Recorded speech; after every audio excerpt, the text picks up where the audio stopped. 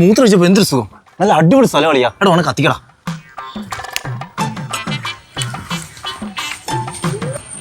ഇത് കണ്ടുപിടിച്ച ആരായിരിക്കും? നമ്മുടെ ദിവാകരൻ. അത് നിന്റെ അച്ഛനാ?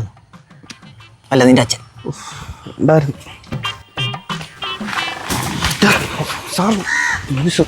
ഏതാടാ നീയൊക്കെ? സാറേ, മൂത്രം ഒഴിക്കാനായിട്ട് വന്നാ.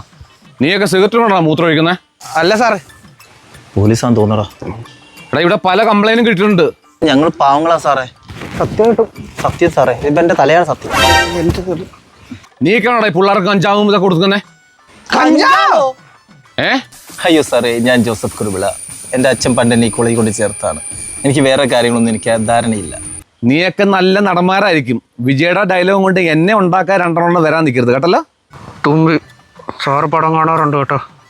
തേഞ്ഞ് നിന്റെയൊക്കെ തന്തമാരുടെ നമ്പർ വേടാ, ഞാൻ വിളിക്കാം.